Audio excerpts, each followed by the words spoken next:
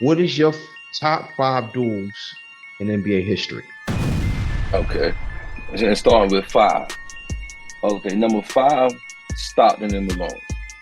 You know what I mean? The pick and roll kings. You know, they never won a championship, but hey, if we going on from Mr. Independence criteria, you know, he loved numbers. You know what I mean? The leading assist man of all time. And when Karl Malone left, he was the number two scorer of all time in NBA history. So that's my number five. They never won a championship, so I'm gonna get a lot of heat for that. But I got them number five. Number four, I got LeBron and D Wade. They won 2 out of 4 championships. You know what I'm saying? Two in a 4-year run, they went to the finals and they won 2 out of 4. Possibly could have won more, but hey, they won 2 out of 4. Was one of the best duos I've seen. Best duo I've seen since Kobe and Shaq. And so they're number 4 to me. You know, they went on a 27-game win streak. They was like killing everybody that year.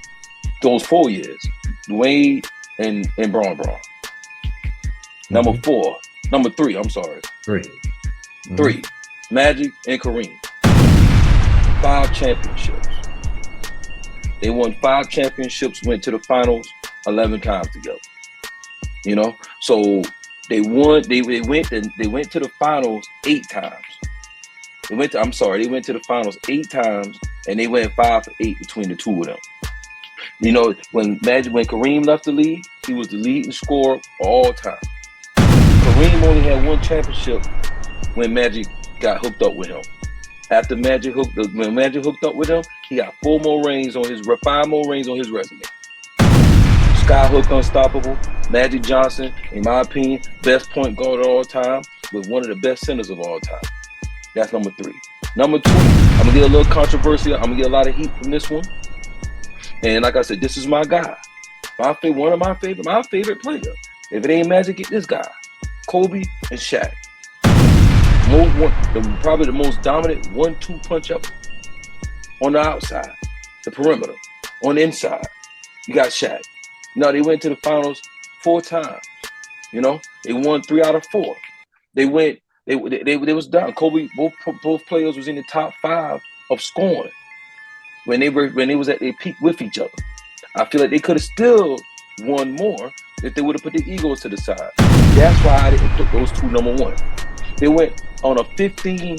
They went 15-1 in the playoffs. Lost 1 game because Allen Iverson had a game out of his mind that he would probably never be able to do again. 48 points in game 1 in the Staples Center in that playoff run where they went 15-1. Shaq, at the time, the most dominant man on the planet, should have been the unanimous MVP that season. But because of Fred Hicks, he didn't get the award. Got Kobe, young, athletic, don't even know how good he is, and he killing everybody on that perimeter. So that's number 2 for me. And the only reason they're not number 1 is because of the egos. If they could have put their egos to the side, they would have been the number 1 duo, because I believe they had 2 or 3 more championships. Number 1, Jordan and Pippen. 6 championships, 8 years. You know, and 2 peats. Only ones they didn't win in those 8-year spans, Mike took a walk away from the NBA. But when they figured this thing out. Wait a minute. For the Houston Rockets, that ain't the truth. Because you got Kenny Smith and Maxwell. Vernon Maxwell. They told everybody, heard him say it two different separate occasions. He said, check the stats. We was killing Chicago. They said those 2 years, Chicago, he said Mike left, Mike knew what time it was. Vernon Maxwell just recently said that. Kenny Smith said the same thing. They said we was killing them. He said we'd have beat them those 2 years. But go ahead. You would say that. You would agree to that. You would agree to that because of your Mike biasness. You know, and I want people to know that the Independent has a problem with Mr. Jordan for whatever reason. I don't understand what his reasoning is, but he got a problem with Mr. Mike. But Michael Jordan was the best player on the planet, regardless of whatever they want to say about Hakeem Olajuwon doing that span. Michael Jordan did him a favor. Pippen, best all-around player in the world. Say? Pippen was the best all-around player in the world when they had that second three-peat. So that's my 5. And like I said, the 6 championships speak for themselves.